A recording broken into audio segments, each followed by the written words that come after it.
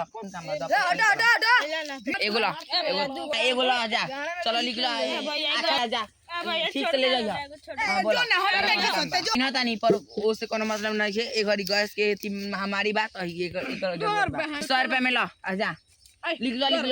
हां उसे को दे नहीं आई लो 500 ला हाउ गए हाय दा छोड़ा ना होने तू वाले जा बोला हटा तू हटा ना बोल तो बोल ये गो बोला कौन काम है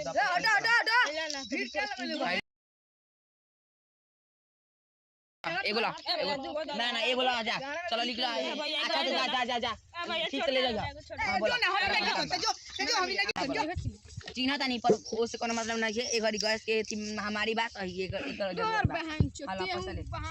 रुपए में लो जा लिख लो हां उसे को दे नहीं आई लो 500 ला हाउ गए हाय दा छोड़ा ना होने तू वाले जा बोला हटा तू हटा पैसा निकाला पैसा चोकड़ी तू भरो ना बोल तो बोल ये गो हां जा ना हो गई ना मिली हम गैस एजेंसी के मालिक नहीं पहले तो हमरे राज बा